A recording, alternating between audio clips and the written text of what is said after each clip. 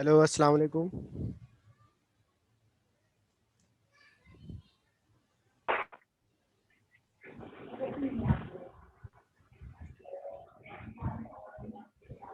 Hello, अस्सलाम वालेकुम। वालेकुम सलाम सर। ऐसे नहीं, ये जीशान से कहो, जीशान अंसारी से कहो कि ऑनलाइन और जी अपनी जी वो सर। कंप्लीट करे अपना। जी जी सर। जिशान और वो अयूब भी उसका वो पार्टनर आ गया है। जो रिमेनिंग पार्ट है वो अयूब भी प्रेजेंट करेंगे, हाँ, ठीक है सर। ये अच्छी बात है ना, ताकि वो उसकी वो अटेंडेंस भी लग जाएगी। जी जी सर। जी सर वही। ये बाकी स्टूडेंट्स कहाँ हैं, क्यों नहीं आ रहे? सिर्फ अस्सलाम आ तीन? वालेकुम गए सर। सर, सब आ गए, सब आ गए, सब मैसेज रीड कर रहे हैं। अच्छा, चलो ठीक है।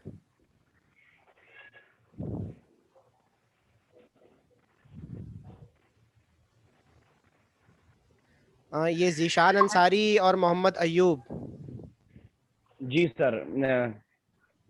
जीशान आप जिशान कब? भाई ने अपना पार्ट प्रेजेंट कर लिया है सर, अब अयूब भाई का पार्ट है। अयूब, आपको आवाज आ रही है मेरी? अयूब, आप कल कहाँ थे? जी सर, मुझे आवाज आ रही है सर। एक्चुअली सर कल मेरे थोड़ा ट्रेवलिंग में था सर, अस्सलाम इस वालेकुम। वजह से वालेकुम अस्सलाम। रास्ते में डिस्कनेक्ट हो गई। अटेंडेंस बहुत कम है अयूब तुम्हारी। सर कम में अटेंडेंस सर, क्लास तो आप, सर तकरीबन मैंने सारे अटेंड किए हुए हैं। मेरे पास मुझे तो कम शो हो रही है। चलें, आप जो है ना वो, मैं किसको बना दूं, जीशान को बना दूं या आपको बना दूं? अस्सलाम वालेकुम सर, हम जिशान, बात कर। वालेकुम सलाम अनुष्का। जिशान को बना दे सर। जिशान को सर बना दे। और ये अस्कानी ठीक है इजलास सर। कहाँ पे? जावेद, ये आपके भाई कहाँ है? सिकंदर अस्कानी।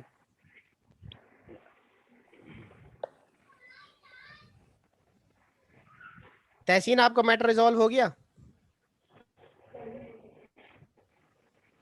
तहसीन, नहीं सर, अभी नहीं हुआ सर। मैंने 2-3 कॉल किए हैं लेकिन रिजॉल्व नहीं हुआ अभी तक। क्या करे यार इनका, बताओ। चलो, मैं कहीं ना कहीं गुंजाइश निकालूंगा, ठीक है। Okay sir, thank you. ये मैं जीशान को दे दूं? जी सर। जी सर। जी सर, जिशान को दे दे।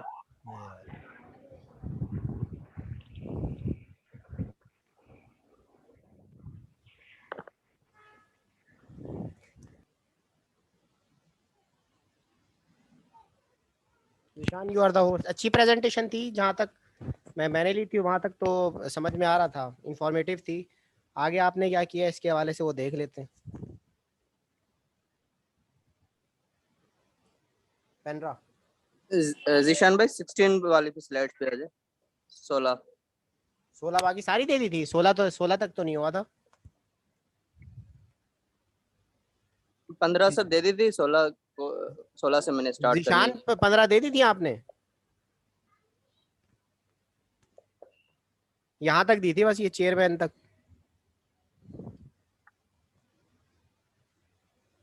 जी सर, आप, मेरा ख्याल सर, मुझे डिस्कनेक्ट पता हो नहीं गया कि था ना। आपका नेट कब डिस्कनेक्ट हुआ है। जिशान, जिशान ये आखिरी तो स्लाइड सर बची थी। कंप्लीट की थी, लेकिन जहाँ से डिस्कनेक्ट हुआ था वो 14 नंबर स्लाइड थी। चलो आगे आ जाओ, इससे आगे आ जाओ। न्यूक्लियर सेफ्टी, ये मैंने नहीं ये पढ़ा था। हुआ है सर। सर ये मैं आपने जी सर। मैंने नहीं लिया तो ना, आप यहाँ आज से स्टार्ट 15 करें। स्लाइड होगी ना सर। यहाँ से अयूब कैरी ऑन कर ले सर, ये मिड है तकरीबन ना प्रेजेंटेशन का, तो इससे पहले आधा वाली पे जाओ, अयूब दे देगा। इससे पहले वाले पे जाओ। ये सर ये न्यूक्लियर इंस्टॉलेशन है हमारी, न्यूक्लियर ये पावर ये प्लांट्स ये ये तो की पढ़ पहले चुके थे सारी। सर। नहीं, ये डिस्कस करने की चीज है, दोबारा बताओ भाई मुझे इसके बारे में। अयूब बता दे अच्छा मुझे। सर। सर,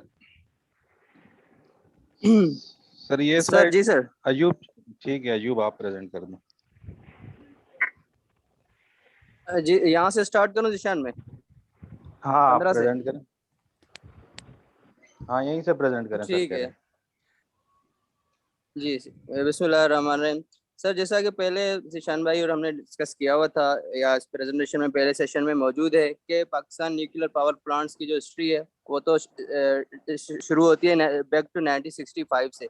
फिर 1971 में जो है कैनब लगा है कराची न्यूक्लियर पावर प्लांट। उसके बाद फिर 1974 में जब इंडिया ने न्यूक्लियर डिवाइस टेस्ट किया है, तो पाकिस्तान ने थोड़ा बूस्ट किया है अपने न्यूक्लियर पावर इसको न्यूक्लियर प्रोग्राम को। तो बेसिकली जो पाकिस्तान न्यूक्लियर रेगुलेटरी अथॉरिटी है, और उसका मकसद जो ऑलरेडी डिस्कस हो चुका है, मैं दोबारा उसको रिपीट करता हूँ। तो उसका मकसद यही है कि to regulate safety of nuclear rays और सारी जो न्यूक्लियर से रिलेटेड चीज़ें, प्लांट्स, रेज, वेस्ट, सारी चीज़ों की और उससे रिलेटेड जो भी लोग हैं उनकी सेफ्टी को इंश्योर करना, रेगुलेट करना, ये इंस्पेक्ट करना, वो पाकिस्तान न्यूक्लियर अयूब, ये रेगुलेटरी अथॉरिटी का। KNPP Karachi nuclear power plant ये कहाँ पे लगा हुआ है? K1 जो है ये सर हॉक्सबे वाली साइड पे लगा हुआ है। हॉक्सबे वाली साइड पे? जी सर। वो कहाँ है? प्रेजेंटेशन गायब हो गई। बड़ा करें इसे। सर वो उस एक बंदा था, उसको रूम में एडमिट कर रहा था। आ गई सर अभी प्रेजेंटेशन? ठीक है, आ गई। जी सर आ गई। ये जीशान कहाँ पे लगा हुआ है कि ये KNPP यूनिट 1? सर ये हॉक्सबे से आगे जो सेंटस्पिट वाला एरिया है वहाँ पे लगा हुआ है सर। और ये यूनिट 1 C1, ये दूसरा जो है आप जो C1 बता रहे हैं 325 मेगावाट वाला, ये कहाँ पे लगा हुआ है? चश्मा पे? ये चश्मा में लगा हुआ है सर। ये तो सबसे ज्यादा एनर्जी कौन दे रहा है? मियाँ सबसे ज्यादा सर K2 दे रहा है 1100 मेगावाट। कराची वाला? नहीं, ये इन्फॉर्मेशन कहाँ से ली? सर K2 है ना, कैनप 2 जो है सर 1100 मेगावाट है इसकी प्रोडक्शन। चश्मा वाला सबसे ज्यादा दे रहा है मेरे हिसाब से तो। नहीं सर, चश्मा के तो छोटे छोटे है ना, 325 है, 330, 340, जबकि कैनप 2 जो है वो ओवरऑल 1100 मेगावाट का सिर्फ वो देखिए इंडिविजुअल आपने है 1100 यहाँ पे ना एक चीज बतानी थी। वो ठीक है, आपकी बात, आपने सही रीडिंग लिखी हुई है। हमने जो पढ़ा था ना, मैंने आपको शायद पढ़ाया होगा कि एक तो कैनप है हमारे पास और एक है चशनप। दो ही है हमारे पास, दो ही काम कर रहे हैं ना न्यूक्लियर पावर जी प्लांट। सर। कैनप का जो है वो जी सर, यहाँ जी पे सर। आपने दो जी यूनिट, सर। कैनप के हमारे दो ही यूनिट है, K1 और K2। बल्कि कैनप का एक ही जी यूनिट है सर। हमारे पास, एक यूनिट है। और तीसरा अंडर कंस्ट्रक्शन है सर। दूसरा भी अभी तक कुछ इसका नहीं पता इन ऑपरेशन है या नहीं। ये आपने 2021 तो लिखा है। आपका क्या ख्याल है, ये जो कैनप है वो टोटल हमें जो एनर्जी जो हमारी डिमांड पूरी कर रहा है वो 137 मेगावाट ही है, जो 1972 से चलती आ रही है। तो बाकी जो चश्मा है ना, चश्मा के 1, 2, 3 और 4, हाँ। ठीक है, 4 यूनिट है। इन सबको मिला के ये 340, 340, जी 340 और 3 तकरीबन इतना बन रहा है। तो ये तकरीबन कोई कितना बनता है ये?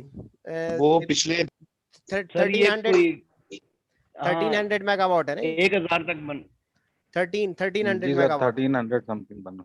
ठीक है, तो जी सर। इसमें यहाँ पे ये चीज बतानी थी आप लोगों ने कि कैनप जो है फिलहाल जो कैनप कह लें या KNPP कह लें, इसका सिर्फ एक ही ऑपरेशनल है जो 137 मेगावाट दे रहा है। ये जो 2021 और 2022 के आपने लिखे हैं ये एक्सपेक्टेड है। मुझे नहीं पता ये K2 ऑपरेशन में है या नहीं है, ये कोई मुझे बताएगा तो फिर पता चलेगा। सर K2 ऑपरेशन में का आ गया तो है। इफ्तिताह भी हो चुका है, इमरान खान साहब ने 2 महीने पहले। अच्छा, हेलो हेलो, या अल्लाह डिस्कनेक्ट ना हो जाए। आगे चलें, अच्छा आगे चलें। जी जी सर, आवाज आ रही है। आ रही है? अच्छा ठीक है, ये मुझे जी नहीं सर। पता था, ये आपने सही ऐड किया 1100 मेगावाट। सर कुछ लोग वेटिंग तो रूम में, सर उनको एंटर कर लूं? ऐड कर लें उनको। जी जी। अच्छा सर, मैं एक बात बताऊं, ये आपको सर मैं भी इसलिए नहीं पता हो क्योंकि आपने ग्रुप ज्वाइन नहीं किए होंगे ना सर।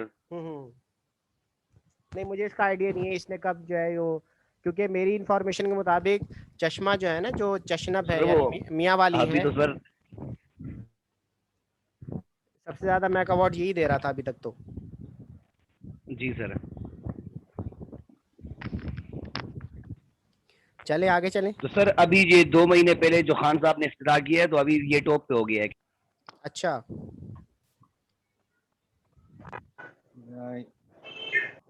ये आपने ना मेगावाट्स याद रखिए। हेलो, ये पेपर में पूछ सकता हूँ मैं? हाँ। ये मैं सबसे कह रहा हूँ कि आप लोगों ने याद रखना है ये जो इंफॉर्मेशन है ना जी सर। कि कैनप कितना दे रहा है एनर्जी, कितनी रिक्वायरमेंट पूरी कर रहा है, और पावर प्लांट के हवाले से जो है वो कौन कौन सी रेगुलेशन है, ये आपको पता होनी चाहिए। आगे चलें जी। जी सर। तो सर इसमें सारी रिसर्च जो हमारे फैकल्टीज हमारे पास Pakistan research reactors power plants की, तो वो मौजूद है। सेवन पारावन इन ऑपरेशन है। वो स्विमिंग पूल टाइप रिएक्टर है ये, इसकी कैपेसिटी है 10 मेगावाट अच्छा, पाकिस्तान और ये रिसर्च रिएक्टर 1965 में स्टार्ट हुआ था। ये 30 किलोवाट है और ये 1 10 मेगावाट है। किसकी कैपेसिटी ज्यादा होगी अयूब? पार 1 की ज्यादा है या पार 2 की? अयूब बताएंगे मुझे। जी सर, दोबारा सर काइंडली रिपीट कीजिएगा क्वेश्चन सर। ये मैं कह रहा हूँ कि आपने लिखा है Pakistan research reactor 1 in operation, जी सर। Pakistan research reactor 2 in operation, ठीक है। एक की आपने कैपेसिटी लिखी है 30 किलोवाट और एक की लिखी है 10 मेगावाट, तो किसकी कैपेसिटी ज्यादा है इन दोनों में से? सर 10 मेगावाट की ज्यादा है। ठीक है, ठीक है, आगे आगे चले। सर ये इतना मुश्किल क्वेश्चन नहीं पूछा करे। जिशान भाई नेक्स्ट स्लाइड। नहीं, बाज दफा ये इतने मुश्किल क्वेश्चन भी नहीं आते किसी को। बस वो बता दिया तो सर पीछे वाला। जी सर।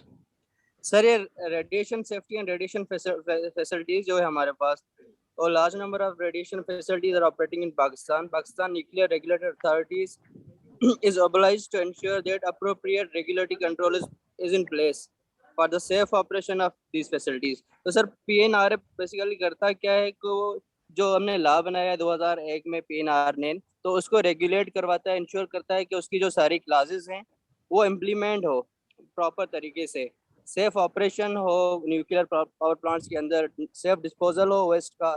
जो लोग आ रहे हैं रेडिएशन के अंडर में उनको भी प्रोटेक्शन हो, और मेडिकल एप्लीकेशन जो है जिस तरह रेडियोलॉजी होती है, रेडियोलॉजी जिस तरह सर MR होता है, एक्सरे मशीन होती है, उनके जरिए हम डायग्नोज करते हैं अपने वंड्स को और ब्रोकन पार्ट्स ऑफ बॉडी को, तो उसके जरिए इलाज होता है सर। तो उसको भी यही रेगुलेट करती है PNRA, उसकी सेफ्टी का मेन एप्लीकेशन है इनका। तो नेक्स्ट स्लाइड कीजिए निशान भाई। तो ये आता है रेडियो एक्टिव वेस्ट सेफ्टी। तो disposal of waste safety is a major concern of world. तो वेस्ट जो डिस्पोजल होता है हमारे पास, वो कराची में जहाँ पे जनरेट हो रही है न्यूक्लियर पावर प्लांट्स, जहाँ पे बन रहा है न्यूक्लियर पावर, वहाँ पे ही कराची में बना हुआ है वेस्ट मैनेजमेंट का सिस्टम। तो वहाँ पे ही हम इंश्योर करते हैं कि प्रॉपर डिस्पोजल हो न्यूक्लियर वेस्ट का। इसी तरह चश्मा में वहाँ पे जिशान न्यूक्लियर वेस्ट को कैसे डिस्पोज ऑफ करते हैं? You are environmentalist sir nuclear waste दो किस्म के हैं। एक तो हमारा जो न्यूक्लियर पावर प्लांट से यूरेनियम और इस तरह के वेस्ट जनरेट होते हैं, और दूसरा जो रिसर्च वगैरह में रेडियो एक्टिव मटेरियल यूज होता है उसका वेस्टेज जो होता है, मींस के रिसर्च वगैरह या थेरेपेटिक पर्पस को यूज करने के बाद जब उसकी एक्टिविटी इतनी नहीं रहती कि वो हमारे काबिल इस्तेमाल हो, तो उसको फिर रेगुलेशन ये है PNRA का कि वो या तो रिटर्न बैक किया जाए जहां से इंपोर्ट किया, और अदरवाइज अगर ऐसा कोई एग्रीमेंट नहीं है रिटर्न करने का, तो वो पाकिस्तान PNRA ने कैनप की साइट के साथ ही एक डिस्पोजेबल साइट बनाई है, KANUPP radioactive waste storage area. तो ये वहां पर डंप किया जाता है सर। सही, गुड। जी सर। जिशान, जी सर। दो टाइप्स की रेडिएशन होती हैं। जी सर। कौन कौन सी? सर आयनाइजिंग रेडिएशन और non ionising radiation. Good. Ionising radiation की कौन सी टाइप्स हैं? किसको कहते हैं आयनाइजिंग रेडिएशन? किसको कहते हैं? सर अल्फा बीटा गामा, ये जो भी अगर स्ट्राइक करें ह्यूमन बॉडी के साथ, सिर्फ तो ह्यूमन बॉडी के साथ? उसकी जो आयनिक कंडीशन है उसको चेंज कर दे और अपनी एनर्जी ह्यूमन ट्रांसफर बॉडी की करे। आयनिक कंडीशन चेंज नहीं होती, एक बात याद रखना। Humans are not sir atom की सर बात कर रहा हूं इंसान मैं। एटम से नहीं बना। जिशान भाई एक्सेप्ट करें सारे स्टूडेंट्स को प्लीज। एक सेकेंड। जी सर, आयनाइजिंग रेडिएशन सर वो रेडिएशंस होती हैं जो ह्यूमन बॉडी के साथ इंटरेक्ट करने के बाद एक नेगेटिव इम्पैक्ट ह्यूमन बॉडी में क्रिएट करती हैं। सही डेफिनेशन कौन बताएगा? एहसन। सर ये आयनाइजिंग में हम जो एग्जांपल पढ़ते हैं वो हम अल्फा बीटा गामा रेज का ही पढ़ते हैं ना सर। हाँ, होती क्या है? आयनाइजिंग क्यों कहते हैं इनको? जी सर। क्यों कहते हैं? सर इन पे पॉजिटिव नेगेटिव, सर इन पे चार्ज होता है, पॉजिटिव नेगेटिव का जो चार्ज होता है वो अल्फा होता है ना, पॉजिटिव का। वो ठीक है, अल्फा पे पॉजिटिव होता है, बीटा पे शायद नेगेटिव होता है, गामा होती है जो जी सर। लेकिन ये तो करती ये क्या हम है, एग्जांपल आयनाइजिंग आयनाइजिंग रेडिएशन वो रेडिएशन होती हैं जो किसी भी सब्सटेंस के एब्जॉर्ब साथ उस पे पड़ के यानी उसके ऊपर गिर के उसको उसके अंदर उसको आयोनाइज कर देती हैं। ह्यूमन की बात नहीं होती, ह्यूमन कभी वही आयोनाइज होती नहीं है होता, ना सर, ह्यूमन की किसी बात भी नहीं होती। बॉडी में जब एब्जॉर्ब हो जाए जी, जी, किसी जी। भी बॉडी में सर, वो ठीक है, मेटल के साथ भी तो हो सकता अल्फा है। बीटा गामा ज्यादा नुकसानदेह होती हैं या अच्छा नॉन आयोनाइजिंग रेडिएशन की एग्जांपल्स क्या हैं? सर नॉन आयनाइजिंग रेडिएशन ये जो सर अपने मोबाइल टावर से आ रही होती हैं, ये नॉन ठीक है, आयनाइजिंग है सर। और अ, 4 किस्म की और होती है सर नॉन ये आयोनाइजिंग। देखो रेडियो एक्टिव सन होती है, रेडियो वेव्स होती हैं, जी माइक्रोवेव्स सर। भी सर माइक्रोवेव्स कहलाती है ना, होती है, अल्ट्रावायलेट होती है और इंफ्रारेड होती रेडियो है। Radio waves. वो बता दिया ना, रेडियो वेव्स, जी अल्ट्रावायलेट सर। जो कि सनलाइट से आ रही होती हैं, और ये सारी यूवी जो जी है सर। ये आप कह लें नॉन आयोनाइजिंग माइक्रोवेव्स, माइक्रोवेव्स जी हो सर, गई। ये नॉन आयनाइजिंग। ठीक है, तो जी जी ऐसी जी रेडिएशन को सर। नॉन आयोनाइजिंग रेडिएशन कहते हैं। तो अब इन दोनों में से ज्यादा खतरनाक कौन सी है? अल्टीमेटली दोनों अपनी अपनी जगह ज्यादा नुकसानदेह है, लेकिन आयोनाइजिंग रेडिएशन ज्यादा नुकसानदेह होती है। सर दोनों नुकसानदेह है, लेकिन एक में क्रोनिक इफेक्ट होता है और दूसरे में एक में वो नहीं। एक्यूट होता ये है, जी सर एक्यूट होता है और एक में क्रोनिक इफेक्ट होता है। लेकिन एक का जो एक्यूट इफेक्ट होता है वो भी बड़ा खतरनाक होता है। वो आपकी जो है ना बिल्कुल, स्किन बर्न कर सकता है। ठीक है, एग्जैक्टली सर।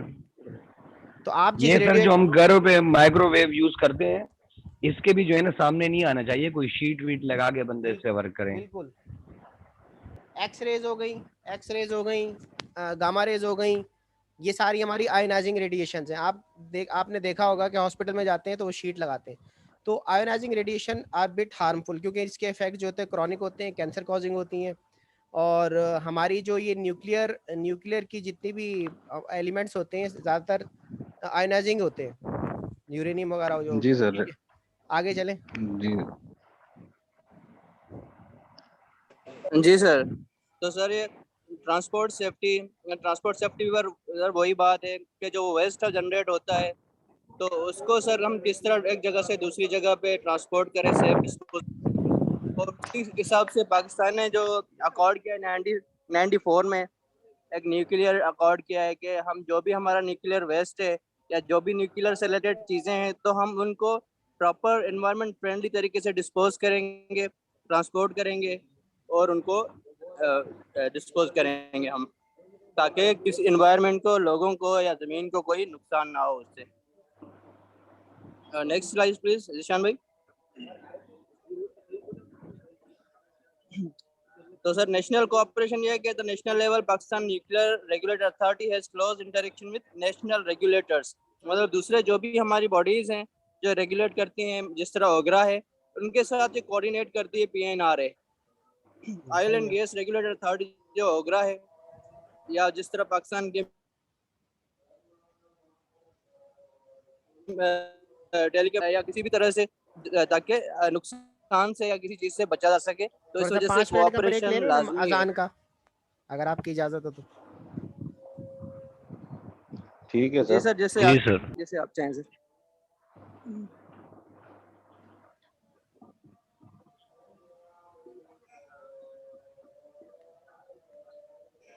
सर इसको यहीं खत्म करें या पूरा करके फिर एंड करें? नहीं, पहले इसको खत्म कर ले, फिर नमाज पढ़ के फिर दूसरी पहले प्रेजेंटेशन। वेट कर लो। हाँ हाँ जिशान भाई नेक्स्ट। नहीं, इसको एक्सप्लेन करें ना, पीछे वाली को। आप बताइए क्या कर रही है इसके साथ। ये सर नेशनल लेवल पे कोऑपरेशन हो रही है पीएनआरए और दूसरे जो पाकिस्तान के रेगुलेटरी अथॉरिटीज हैं उनके बीच में जो कोऑपरेशन है। हेलो, जी आ रही।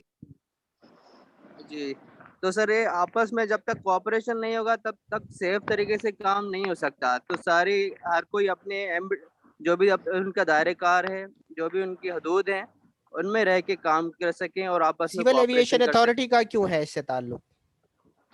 सर ये इस इसका वजह सर से भी है कि बाय एयर जो रेडियो एक्टिव एलिमेंट्स आ रही होती हैं हमारी, तो उसकी सही है, रेगुलेशन गुड। जो है implementation civil civil aviation aviation के का इस थ्रू वजह करा से रहे है होते हैं। कि जब हम जो है वो आपने देखा होगा हम कम्युनिकेशन करते हैं ना, वो रेडियो वेव्स होती हैं ज़्यादातर।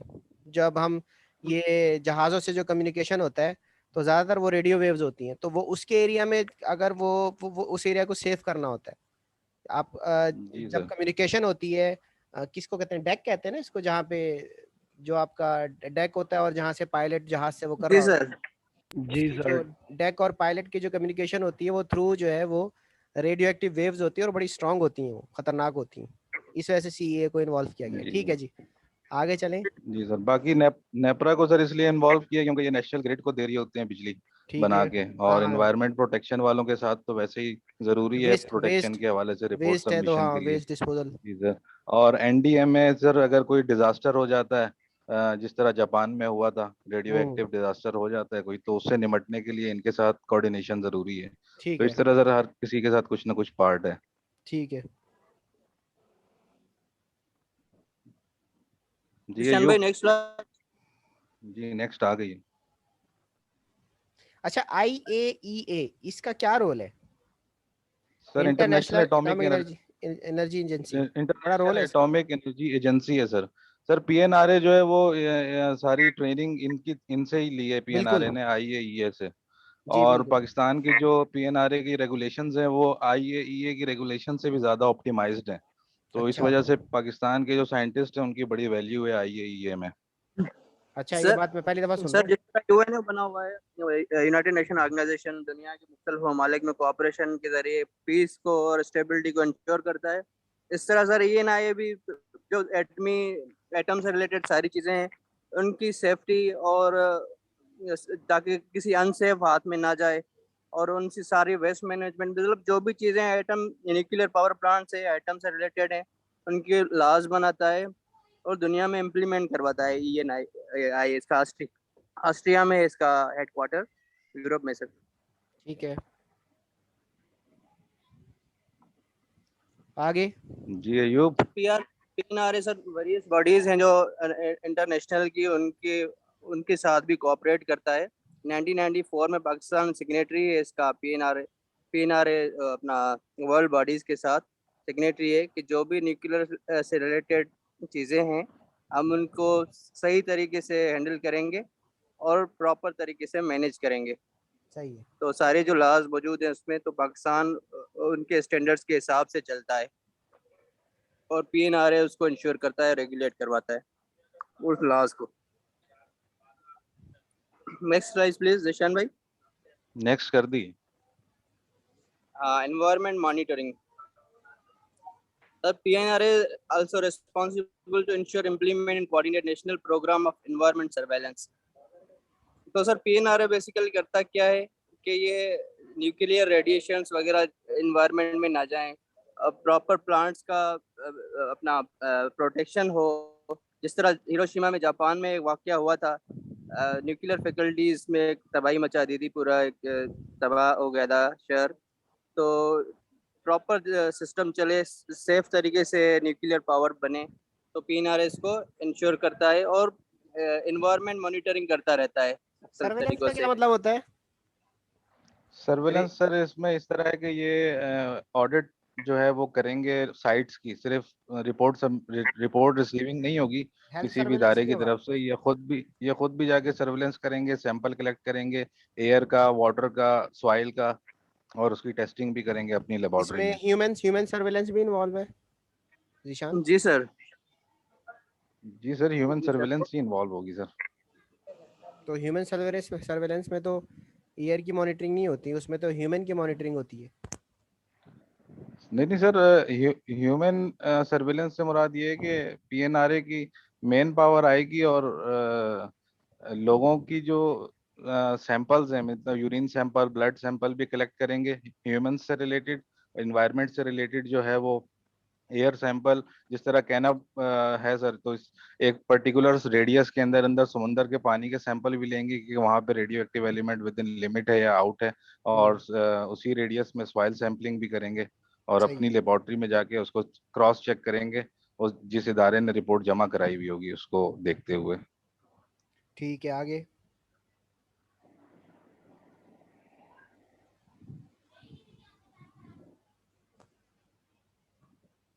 अयूब आप। एनवायरमेंटल प्रेजेंट ये आता है हम कलेक्ट करते हैं सॉइल वाटर और मुख्तलिफ लोकेशंस के साथ सैंपल कलेक्ट करते हैं और उसमें देखते हैं कि रेडियो एक्टिव एलिमेंट्स या रेडियो एक्टिव रेज वगैरह उसमें मौजूद नहीं है रेडिएशंस वगैरह से पाक हैं। और उस तुम कुछ खा रहे हो क्या Ayub? radiation level around nuclear power plants and research reactors to cross verify the environment data submitted by the license। हम थर्ड पार्टी से भी करवाते हैं और खुद भी इंस्पेक्ट करवाते हैं, ऑडिट्स वगैरह होती रहती हैं इनकी पीएनआर की अंदर। Next slide Zeeshan.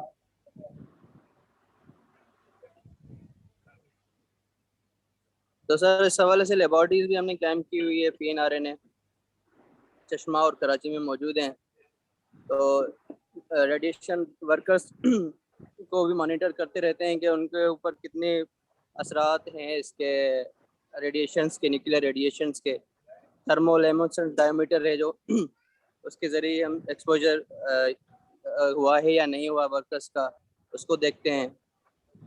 और WBC जो होती है होल बॉडी काउंटर्स, उसको alpha beta and gamma ray spectroscopy से इंटरनल एक्सपोजर को भी देखते हैं रेडिएशन वर्कर जो है उनका। ये रेगुलर बेसिस पे चेक होता रहता है। सर ये इसको थोड़ा सा मैं एक्सप्लेन कर दूं। सर ये थर्मोल्यूमिनेसेंट डोजीमीटर है, ये ह्यूमन बॉडी पे ये बैच की तरह होता है। जिस तरह हम कार्ड लटकाते हैं इस तरह बॉडी में कहीं भी इसको हैंग कर दिया जाता है शर्ट के साथ या पैंट के साथ। तो पूरे दिन ये रेडिएशन वर्कर जो भी वर्किंग कर रहा होता है ये साथ ही होता है और जो भी रेडिएशन एक्सपोजर हो रहा होता है ये कैप्चर कर रहा होता है। तो 3 महीने के बाद इसकी रीडिंग ली जाती है सर। तो वो विद इन लिमिट है या एक्सीड कर रही है तो वो टेस्टिंग हो जाती है।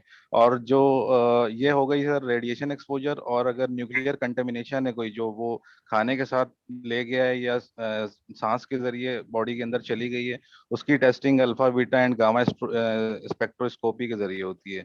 इसमें ब्लड सैंपल और यूरिन सैंपल की टेस्टिंग की जाती है। कौन सा एलिमेंट जा सकता है through mouth radio active? Sir अगर रेडिएशन की बात है हॉस्पिटल्स की या और जगहों की तो वो तो रेडिएशन एक्सरेज ही है सर। और जो एलिमेंट है जो न्यूक्लियर पावर प्लांट में वो यूरेनियम है सर। सुने, रेडिएशन जो होता है ना, रेडिएशन एक तो ये रेडिएशन ये है जो हमारी एक्सरेज होती हैं कि वो बॉडी को हिट किया उसने और वहाँ पे या यूवी हो गई, ठीक है, यूवी जैसे हो गई सूरज की शुआएं, तो वो डायरेक्ट जो है वो उसको उसका जो रूट ऑफ एंट्री है वो मुंह नहीं है, माउथ नहीं है, नोज नहीं है। तो वो तो हार्मफुल जब होगी जब वो इंसान की बॉडी से टकराएगी। लेकिन कुछ रेडिएशन ऐसी हैं जो कि जब तक वो बाहर पड़ी हुई हैं तब तक तो नुकसानदेह नहीं है, लेकिन अगर इंसान उसको इनगल्फ करता है तो वो अंदर जाके बॉडी के अंदर नुकसान पहुंचा सकती है। तो वो कौन सी हो सकती है जिशान? आपको पता होना चाहिए ये बात। सर मैं क्वेश्चन समझ नहीं पा रहा हूँ। जो इनहेल करने वाली चीज है ना सर, जी वो तो यूरेनियम है। जो वो यूरेनियम है वो तो रेज नहीं है सर, वो आप कह लें कि एलिमेंट है। तो वो रेडियो एक्टिव है चूंकि। इसी तरह ये अल्फा भी इसी तरह नुकसान पहुंचाता है। अल्फा पार्टिकल जो होते हैं वो इटसेल्फ पड़े हुए हैं तो नुकसान नहीं पहुंचा रहे, लेकिन आप इनगल्फ करेंगे तो फिर वो बॉडी के अंदर जाके नुकसान पहुंचाएंगे। इस वजह से इसके साथ ना स्पेक्ट्रोस्कोपी लिखा हुआ है। ठीक है, आगे चले। ठीक है सर। सर ये लिमिट्स लिखी हुई हैं, कंट्रोल लिमिट्स। तो एनुअल मैक्सिमम जो डोज है जिशन भाई स्लाइड्स पे वापस वो 20 है सर। ये एमएसवी क्या होता है? सर ये मिलीसीवर्ट है और ये रेडिएशन की वो यूनिट है जो एब्जॉर्ब की जाती है। गुड, जबरदस्त। बॉडी एब्जॉर्ब करता है। मिलीसीवर्ट्स पर सेकंड होता है। एक सेकंड के अंदर आपने कितने मिलीसीवर्ट्स लिए बॉडी ने? नहीं सर, ये मिलीसीवर्ट जो है वो पर ईयर है। मिलीसीवर्ट पर ईयर 20 मिलीसीवर्ट जो है सर, ये 20 मिलीसीवर्ट सर पर ईयर है। वैसे सर IAEA की जो लिमिट है वो 100 मिलीसीवर्ट पर 5 ईयर है। लेकिन उसमें एक डीमेरिट ये होता है कि अगर एक रेडिएशन वर्कर ने किसी इंसिडेंट में 80 मिलीसीवर्ट रेडिएशन ले ली है तो वो है तो लिमिट के अंदर, लेकिन वो 5 साल के दौरान अगर दोबारा ले लेता है और वो 100 एक्सीड हो जाती है तो फिर उसके लिए हार्मफुल हो जाती है। सही। तो PNRA ने लिमिट रखी है पर ईयर 20। अगर किसी ईयर उसने 30 ले लिए तो फिर उसको उस लोकेशन पे भेजते हैं जहाँ पे एक्सपोजर होने का खतरा ना हो। ताकि वो अपनी ड्यूटी भी करता रहे और एक्सपोजर होने से भी बच जाए। अच्छा, मैंने शायद निबोश की बुक में पढ़ा था कि ये मिली सीवर्ट्स पर सेकंड के हिसाब से बाज़ जगह पे काउंट होता है। तो बहरहाल इसको देख लेना, वेरीफाई कर लेना कि कहीं ईयर है या सेकंड है, क्या है, मतलब इसका ड्यूरेशन कितना है। ठीक है। ठीक है सर, ये देख लेंगे। अच्छा वैसे सर रेडिएशन के मल्टीपल यूनिट्स यूज हो रहे होते हैं। अगर किसी सोर्स से रेडिएशन निकल रही है तो वो क्यूरी या मिली क्यूरी में ली जाती है, और अगर ह्यूमन बॉडी रेडिएशन वर्कर ले रहा है तो वो सीवेट मिली सीवेट में देखते हैं, और अगर पेशेंट को दे रहे हैं तो वो ग्रे या सेंटीग्रे में दे कैलकुलेट कर रहे होते हैं। अच्छा ठीक है, सीजी जो होता है, सीजी। जी जी सर, सेंटीग्रे। ठीक है, हो गई बस।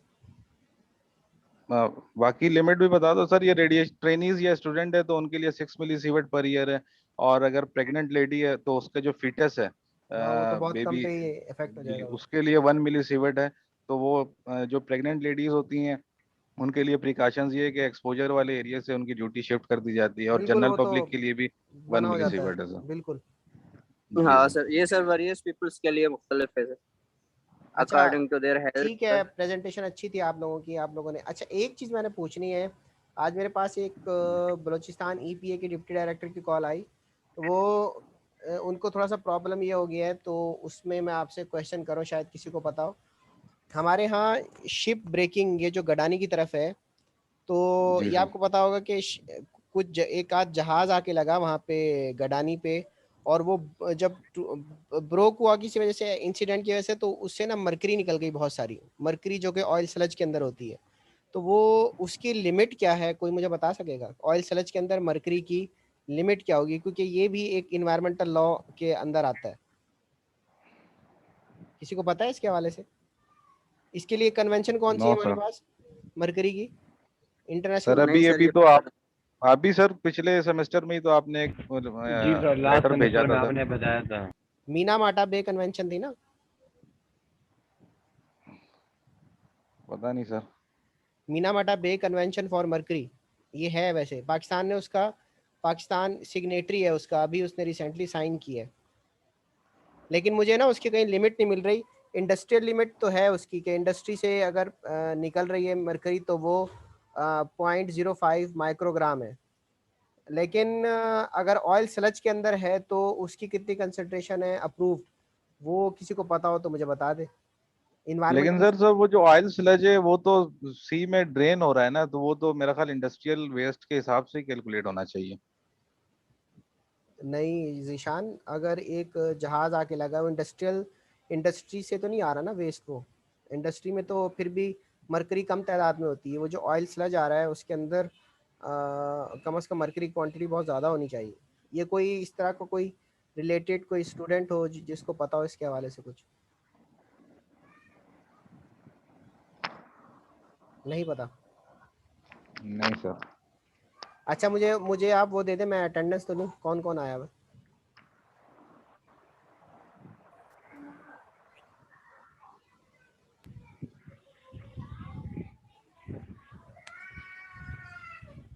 जी, एहसन खटक प्रेजेंट है। Yes sir.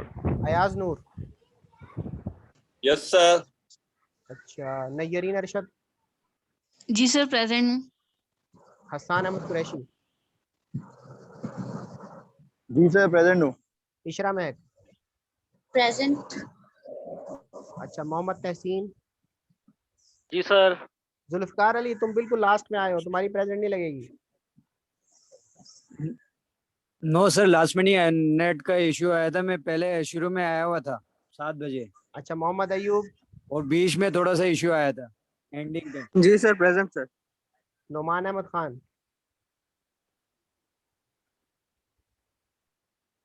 नोमान, इन्होंने खाली ज्वाइन किया हुआ मेरे ख्याल में, खुद है नहीं है। Sikandar Ali Mandan, present sir. अच्छा सिकंदर अस्तानी, ये भी खाली ऐड हुए में। Present sir. अच्छा अच्छा प्रेजेंट सर, मैं तो सुन रहा हूँ पूरा प्रेजेंटेशन। अच्छा, और ये आपके भाई कहाँ हैं?